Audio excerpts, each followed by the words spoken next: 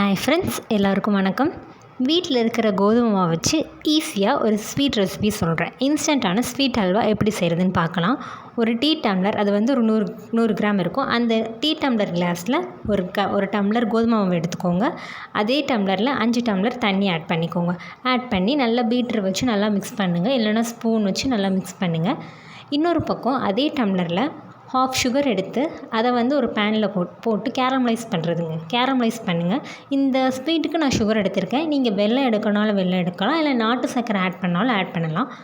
இப்போ அதை கேரமலைஸ் பண்ணுறதுக்கு வச்சுருங்க. அதுக்கு வந்து நான் தண்ணி எதுவுமே ஆட் பண்ண வேணாம், அது ஆட்டோமேட்டிக்காக கேரமலைஸ் ஆயிரும். இப்போ இன்னொரு சைடில் பேன் வச்சு இப்போ நம்ம மிக்ஸ் பண்ண கோதுமை மாவு இருக்குல்ல, அதை இதில் ஆட் பண்ணுங்கள்.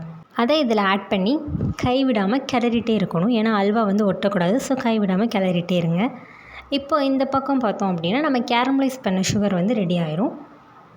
இப்போது நம்ம கைவிடாமல் கிளறிட்டே இருக்கணும். நம்மளுக்கே அது தெரியும், அந்த வெள்ளைப்புகை வந்து அது நல்லா அந்த ஸ்மெல், அந்த ரா ஸ்மெல் போகும், கோதுமை ஸ்மெல். இப்போ இந்த டைமில் நம்ம கேரமலைஸ் பண்ண சுகரை இதெல்லாம் ஆட் பண்ணணும். ஸோ ஆட் பண்ணி கீழே அடி பிடிக்காத அளவு நம்ம கிளறி விட்டுக்கிட்டே இருக்கணும். நல்லா கிளறி விட்டுகிட்டே இருங்க. இப்போ ஃபஸ்ட்டு பார்க்கும்போது இந்த கலரில் இருக்கும், லாஸ்ட்டில் பார்த்தீங்கன்னா அந்த அல்வாக்குள்ள கலர் டெக்ஸ்சர் வந்து கரெக்டாக வந்துடும். நல்லா கை விடாமல் கிளறிக்கிட்டே இருங்க. அப்போ தான் அடி வந்து ஒட்டாது. அடி ஒட்டாமல் நல்லா கிளறிட்டே இருந்தோம் அப்படின்னா நம்ம கோதுமை அல்வா வந்து நல்லா இதாகி ஒட்டாமல் வந்துகிட்டே இருக்கும். ஸோ இந்த மாதிரி நல்லா கிளறி விட்டுட்டே இருங்க. சுகர் இப்போ இதுக்கு நான் எவ்வளோ இதை வந்து இப்போது இந்த ஸ்வீட்டுக்கு வந்து எவ்வளோ சுகர் மொத்தத்தில் நான் எடுத்திருக்கேன்னா 2 டம்ளர் சுகர் எடுத்திருக்கேன். அதில் அரை டம்ளர் வந்து நான் இப்போ கேரமலைஸ் பண்ணியிருக்கேன். திரும்ப இது நல்லா ஸ்டர் பண்ணிகிட்டே இருக்கிறப்ப திரும்ப லாஸ்ட்டாக நான் வந்து 2 டம்ளர் சுகர் ஆட் பண்ணுவேன். உங்களுக்கு இன்னும் சுகர் நல்லா சாப்பிடுவீங்க அப்படின்னா ஒரு 2.5 டம்ளர், அதாவது அரை டம்ளர் கேரமலைஸ் போக 2 டம்ளர் போட்டு இன்னொரு 1/4 டம்ளர் கூட ஆட் பண்ணிக்கலாம். நல்லா ஸ்டர் பண்ணிட்டே இருங்க. இந்த அல்வாவுக்கு வந்து எவ்வளோ நெய் தேவைப்படும்னா, இப்போ நம்ம எடுத்துருக்க டம்ளரில் அரை டம்ளர் நெய் தேவைப்படும். ஆனால் நான் இதில் ஆட் பண்ணிக்கிறது வந்து 1/4 டம்ளர் நெய் தான் ஆட் பண்ணியிருக்கேன். இப்போ பாருங்கள், அது நல்லா இதாகி வந்துருச்சு. பபிள்ஸ் ஆகி வந்ததுக்கப்புறம் நல்லா இந்த ஸ்டேஜில் நான் சுகர் ஆட் பண்ணுறேன். 2 டம்ளர் சுகர் சொன்னால ஃபஸ்ட்டு 1 டம்ளர் சுகர் ஆட் பண்ணி நல்லா ஸ்டர் பண்ணிட்டே இருங்க. அதுக்கப்புறம் 2வது டம்ளர் சுகர் ஆட் பண்ணி அதை இன்னும் நல்லா ஸ்டர் பண்ணிட்டே இருங்க. இப்போ நம்ம சுகர் ஆட் பண்ணியிருக்கிறனால இந்த அல்வா வந்து கூட கொஞ்சம் இலக்கம் கொடுக்கும். ஸோ நல்லா இதாக இந்த மாதிரி இருக்கும். ஸோ நல்லா கிண்டிக்கிட்டே இருங்க, கிளறிட்டே இருங்க.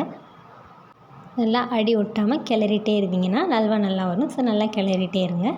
உங்களுக்கு இப்போ பார்த்தாலே தெரியும் எவ்வளோ இலக்கம் கொடுத்துருக்குன்னு. ஸோ நல்லா கிளறிட்டே இருங்க.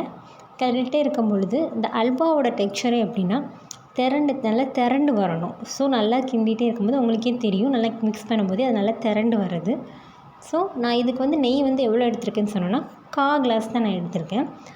கிட்டத்தட்ட 3 ஸ்பூன் 4 ஸ்பூன் தான் எடுத்திருப்பேன். இன்னொன்று வந்து நீங்கள் முந்திரி வந்து நெய்யில் வறுத்து போடுறனாலும் போடலாம். நான் வந்து அப்படியே தான் போட்டிருக்கேன். ஸோ உங்கள் இஷ்டம் தான், நீங்கள் நெய்யில் வறுத்து கூட இதில் ஆட் பண்ணலாம். நான் அதில் அப்படியே தான் ஆட் பண்ணியிருக்கேன். நெய்யுமே நான் ஒரு 4 ஸ்பூன் 4.5 ஸ்பூன் தான் ஆட் பண்ணியிருப்பேன். பட் ஆனால் இந்த அல்வாவுக்கு வந்து நெய் நிறையா இருந்தால் தான் நல்லாயிருக்கும். நான் நெய் அவ்வளோவா சாப்பிட மாட்டேன்றதுனால நான் கம்மியாக உங்களுக்கு ஆட் பண்ணியிருக்கேன். பட் ஆனால் இந்த அல்வாவுக்கு நல்லா நோட் பண்ணிக்கோங்க, எவ்வளோ நெய் இருக்குன்னா அரை டம்ளர் நெய் இருக்கணும். இப்போ டோட்டலாக எப்படின்னா 1 கிளாஸ் அளவு கோதுமை மாவுக்கு 5 கிளாஸ் தண்ணி ஆட் பண்ணியிருக்கோம். அது போக நெய் வந்து அதே இதில் அரை கிளாஸ் நெய் இருக்கணும். ஸோ அதை வந்து இந்த லாஸ்ட் ஸ்டேஜில் மொத்தமாக ஆட் பண்ணாமல் ஒவ்வொரு ஸ்பூனாக ஆட் பண்ணி நல்லா கிளறிட்டே இருக்கும்போது நம்மளுக்கே அது தெரியும், திரண்டு வர்றது, மேலே இந்த எண்ணெய் பிரிஞ்சு வர்றது நம்மளுக்கு தெரியும், நல்லா திரண்டு வந்துக்கிட்டே இருக்கும். ஸோ அந்தளவு நம்ம கைவிடாமல் கிளறிக்கிட்டே இருக்கும்போது தான் இந்த கோதுமை அல்வா டெக்ஸ்சர் வந்து நல்லா வரும். இது இன்ஸ்டண்ட்டாக பண்ணுற ரெசிபி. ஸோ அந்த மாவு நல்லா தான் இருக்கும். அந்த அல்வாவோட இது ரொம்ப நல்லாயிருக்கும். ஸோ நல்லா கைவிடாமல் கிளறிட்டே இருங்க. ஏன்னா இந்த மாவுலாம் இருக்கனால கட்டி ஃபார்ம் ஆகிடக்கூடாது, அதுக்கு தான். ஸோ அதனால தான் நல்லா கைவிடாமல் கிளறிட்டே இருங்க. மற்ற நம்ம நார்மல் அல்வா ஹோட்டலில் இது ஈஸியாக ரெடி ஆயிரும், ரொம்ப டேஸ்ட்டாகவும் இருக்கும். நான் இதில் வந்து முந்திரி அப்படியே தான் ஆட் பண்ணியிருக்கேன். உங்களுக்கு வேணும்னா நீங்கள் நெய்யில் வறுத்து கூட அதை ஆட் பண்ணிக்கலாம். இப்போ பாருங்கள் அந்த டெக்ஸ்சர் நான் இப்போ லைட் வச்சு காட்டுறேன். அதில் அந்த கலர் வந்து எப்படி வந்திருக்குன்னு பாருங்கள். அந்த ஷைனியாக க்ளாஸி லுக்கோடு அந்த அல்வா எவ்வளோ டேஸ்ட்டாக வந்திருக்கு, நல்லா ஷைனி லுக்கோடு இருக்கும் பாருங்கள். ஸோ அந்த திரண்டு வர அல்வா வந்து இப்போ ரெடி ஆகிட்டு, இது இன்ஸ்டன்ட் கோதுமை அல்வான்றதுனால நம்ம இந்த மாதிரி பண்ணுறோம். இதே தான் திருநெல்வேலி சைடில் பால் எடுத்து பண்ணுவாங்க. பால் எடுத்து அந்த அல்வா பண்ணுறது அதுவும் செம்ம டேஸ்ட்டாக இருக்கும். அந்த ரெசிபி உங்களுக்கு இன்னொரு நாள் நான் ஷேர் பண்ணுறேன். இது ஈஸியாக எப்படி பண்ணுறதுக்குன்னு இன்ஸ்டண்ட்டாக பண்ணுற ரெசிபி அல்வா உங்களுக்கு இப்போ நான் ஷேர் பண்ணியிருக்கேன். ஸோ இது கிட்டத்தட்ட டைம் ஒரு 20-25 மினிட்ஸ் தான் ஆகும். நல்லா டக்குன்னு முடிஞ்சிடும். ஈஸியாகவும் இருக்கும், நல்லா டேஸ்ட்டாகவும் இருக்கும். ஆல்ரெடி உங்களுக்கு நான் பனானா அல்வா ரெசிபி வந்து ஷேர் பண்ணியிருக்கேன். வாழைப்பழ அல்வா பண்ணுறது எப்படின்னு. அதே மாதிரி தான் கிட்டத்தட்ட இதுவும். அந்த இதுவுமே நல்லாயிருக்கும். நான் உங்களுக்கு அடுத்து திருநெல்வேலி சைடில் வந்து பால் எடுத்து அல்வா பண்ணுவாங்க. அது வந்து எப்படின்னு உங்களுக்கு இன்னொரு நாள் நான் கண்டிப்பாக ஷேர் பண்ணுறேன். இப்போது இந்த ரெசிபி நீங்கள் ட்ரை பண்ணி பாருங்கள். எப்படி இருந்துச்சுன்னு கமெண்ட் செக்ஷனில் சொல்லுங்கள். இந்த ரெசிபி பிடிச்சிருந்தா லைக் பண்ணுங்கள், ஷேர் பண்ணுங்கள், சப்ஸ்கிரைப் பண்ணுங்கள். Thank you friends.